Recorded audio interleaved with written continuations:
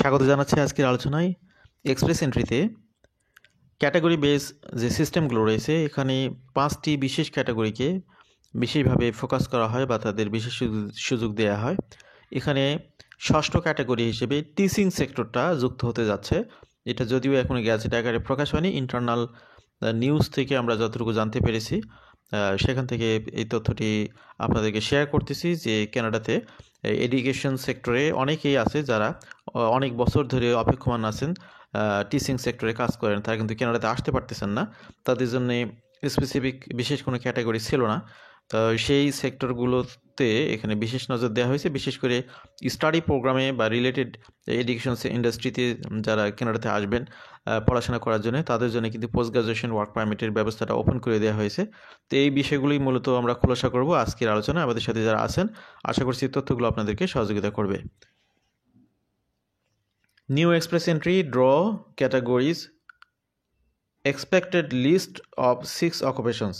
তো আগে যেখানে 5টি অকুপেশন ছিল, সেখানে ষষ্ঠ একটি অকুপেশন যুক্ত হওয়ার জন্য কনসালটেশনে এসেছে কানাডার ইমিগ্রেশন ডিপার্টমেন্টে। এটি যুক্ত হয়ে গ্যাজেট প্রকাশিত হলেই বিষয়টি ফাইনাল হবে।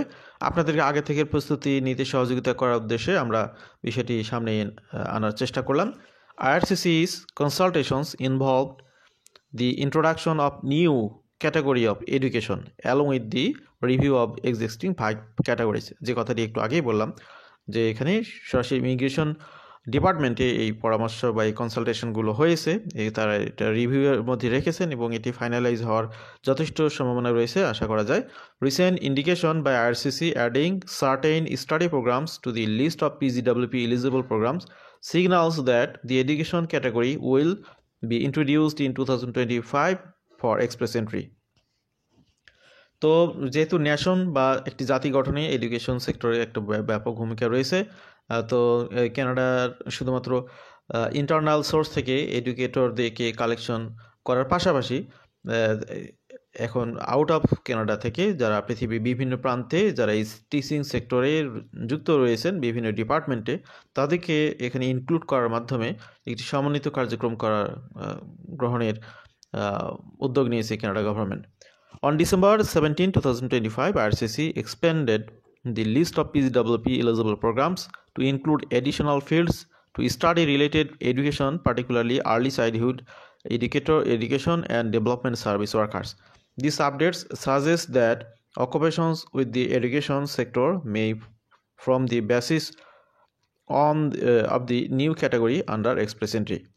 তো যে সমস্ত ভাই এবং বোনেরা পৃথিবীর বিভিন্ন প্রান্ত থেকে আমাদের আজকের আলোচনা শুনছেন, তাদেরকে বলবো যে আপনারা যারা এডুকেশন বা টিচিং সেক্টরে আছেন, তারা education credential assessment, IELTS requirement fulfil করা, এগুলোর মাধ্যমে নিজেকে প্রস্তুত করবেন। পাশাপাশি এখানে আরেকটি সুযোগ যেটা গভর্নমেন্ট দিয়েছে, কেউ যদি কানাডাতে পড়াশোনা করতে আসতে চায়, তাহলে আপনারা জানেন যে এখানে অনেকগুলো বিশেষ বিশেষ সেক্টর, যে সেক্টরে পড়াশোনা করতে পারলে বা করতে আসলে পরবর্তীতে তাদের PR-এ কনভার্ট হওয়ার সুযোগটা বেড়ে যায়। তো এখন এই টিচিং সেক্টরের সাথে রিলেটেড যে সমস্ত ইন্ডাস্ট্রি রয়েছে, সেইগুলোতে যদি কেউ পড়াশোনা করতে চান, দেখা গেলো আপনি আপনার দেশে আছেন, সেখান থেকে অনেক দিন ধরে চেষ্টা করতেছেন, হচ্ছে না, এখন আবার নতুন করে চেষ্টা করবেন, তাও যদি না হয়, আপনারা এখানে কোনো একটা মাস্টার্স প্রোগ্রামে আসুন। মাস্টার অফ এডুকেশন আছে, ব্যাচেলর অফ এডুকেশন, কিংবা আপনার এখানে এডুকেশন অ্যাডমিনিস্ট্রেশন, এই ধরনের রিলেটেড অনেক টিচিং প্রোগ্রাম রয়েছে, যেগুলোতে আপনার পড়াশোনা করতে আসলে সেটা রেফারেন্সে পোস্ট গ্রাজুয়েশনের ওয়ার্ক পারমিট পাওয়াটা যেমন আপনাদের সুবিধা হবে, পাশাপাশি সেই আপনার তারপর পরে এখানে PR-এ কনভার্ট হওয়াটা আপনাদের জন্য সহজ হবে। তো এটি যেহেতু একটি নতুন উদ্যোগ, এই জন্য আপনাদের সাথে আমরা এই বিষয়টি ইন্ট্রোডিউস করে দিলাম। বর্তমানে যেগুলো আপনার ক্যাটাগরি, ইন ডিম্যান্ড ক্যাটাগরির মধ্যে রয়েছে 35টি হেলথ কেয়ার অকুপেশন, 25টি স্টেম অকুপেশনস, 10টি ট্রেড অকুপেশনস, 10টি ট্রান্সপোর্টেশন অকুপেশনস, 3টি এগ্রিকালচার এবং agrifood occupations.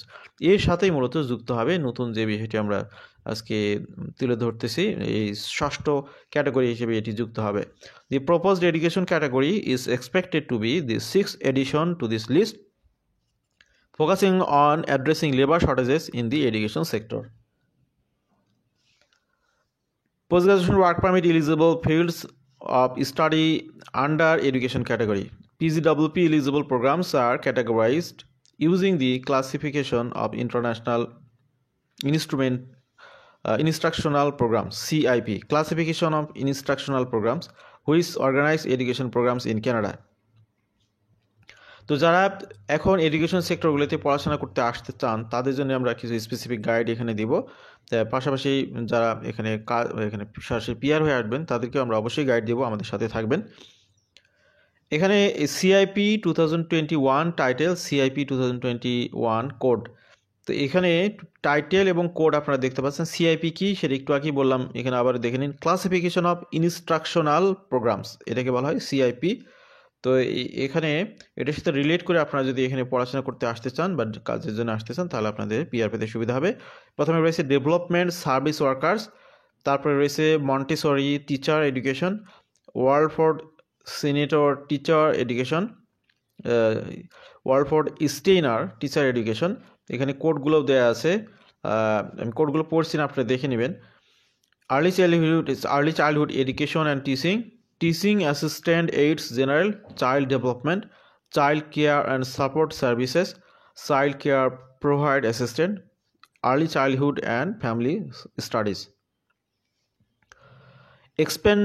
Expected occupations list under the new education category.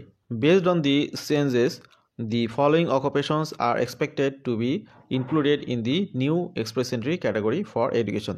তো এখানে অকুপেশন ওয়াইজ যদি আমরা বলি তাহলে যে অকুপেশনগুলো এখানে আপনাদের জন্য সুযোগ তৈরি করবে একটু দেখে নেবেন।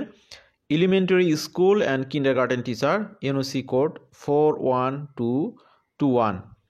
তো এখানে অনেকগুলো আবার সাবটাইটেল রয়েছে। Elementary school and kindergarten teachers R responsible for teaching basic subject like reading, writing, arithmetic or specialized subjects such as French, English as a second language.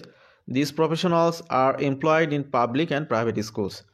তো এখানে এই লিস্টগুলো যে এখন আসবে তাদের জন্যই মূলত এই সুযোগগুলো তৈরি হতে যাচ্ছে।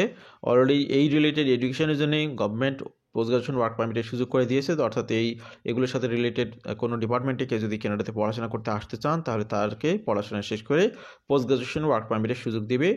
2 বছরের জন্য আসলে আরও 3 বছরের সুযোগ দিবে।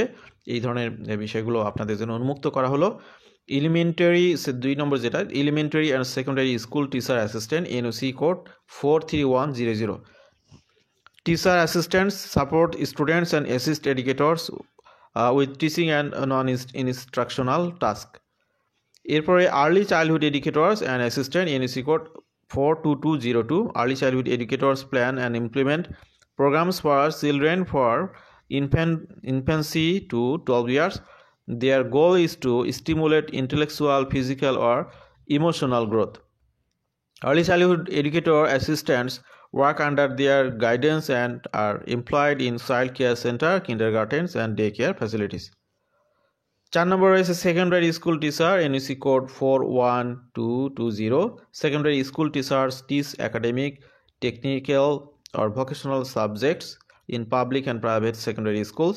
Department heads in secondary schools are also part of this group. এরপরে এডুকেশনাল কাউন্সিলর্স, বিভিন্ন প্রতিষ্ঠানে বিশেষ করে ইউনিভার্সিটিগুলোতে কিন্তু এডুকেশন কাউন্সিলর্স থাকে যারা বিভিন্ন প্রোগ্রামগুলো নিয়ে এক্সপ্লেনেশন দেয় পাবলিকদেরকে। সেগুলোর উপর বেস করে মূলত বিভিন্ন স্টুডেন্টরা এখানে অ্যাডমিশন নেয়। এখানে এডুকেশন কাউন্সিলরের এনএসি কোড হচ্ছে 41320। Educational counsellors advise student to educational and career planning. They work closely with student, parents, teacher, and staff to provide counseling services and are typically employed by school boards and post-secondary institutions.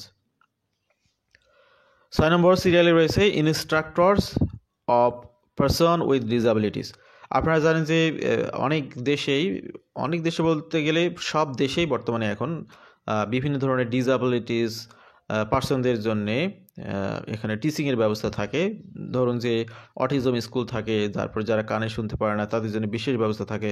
তো এই ধরনের ডিসএবিলিটিসের সাথে সংশ্লিষ্ট চিলড্রেনদের, বাচ্চাদের বা ব্যক্তিদেরকে টিচিংয়ে বা তাদেরকে হেল্প করার জন্য যারা এখানে কাজ করেন ইনস্ট্রাক্টর হিসেবে, তাদের জন্য এখানে এই প্রোগ্রামে যুক্ত হওয়ার সুযোগ রয়েছে। তাদের জন্য একটি সুযোগ তৈরি করতে যাচ্ছে government.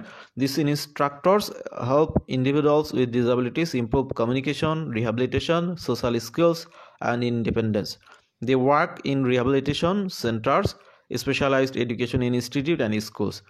The possible inclusion of an education-focused category under express entry will help address the persistent labor shortages in Canada's education sector. তো আমরা 6টি সেক্টর নিয়ে আপনাদের সাথে কথা বললাম যেগুলো নতুন করে ইনক্লুড হতে যাচ্ছে। আপনাদের কিছু কমন কোশ্চেন আবারও আসতে পারে, সেগুলো নিয়ে একটু কথা বলে আমরা শেষ করব। How does the category base selection work in express entry? তো এই যে বিষয়টি, নতুন সিস্টেমটি আমরা কথা বললাম, এটা কীভাবে কাজ করবে? Category base selection allows IRCC to invite high ranking candidates who meet specific occupational or language criteria to apply permanent residency. তো এটা অ্যাকচুয়ালি পার্মানেন্ট রেসিডেন্সি প্রোগ্রামের জন্য অবশ্যই আপনার আইএলটিএস স্কোর থাকতে হবে, আপনার এডুকেশন ক্রিডেন্সিয়াল অ্যাসেসমেন্ট থাকতে হবে যদি কানাডার বাইরে পড়াশোনা থাকে। আর তো এইগুলো সহ আপনারা এক্সপ্রেস এন্ট্রিতে চেষ্টা করতে পারবেন।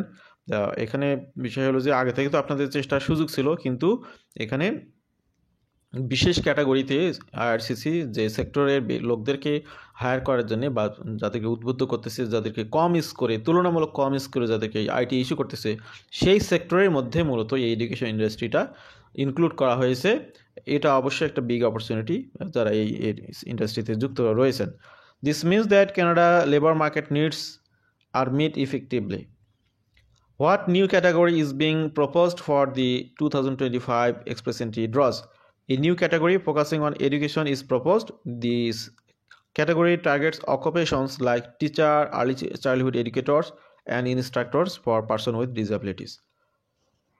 Current occupational categories include, current যেগুলো বর্তমানে যে অকুপেশনগুলোতে আপনার বিশেষ টার্গেটে যাদের জন্য ড্র অনুষ্ঠিত করা হচ্ছে: health care, STEM, science, technology, engineering and mathematics, trade sector, transportational occupations, agriculture and agrifoods occupation, এগুলোর সাথে মূলত ষষ্ঠ হিসেবে যুক্ত হবে। এখানে এর বাইরে আরেকটি সেক্টর রয়েছে, additional there is a category candidates with CLB 7 proficiency in French.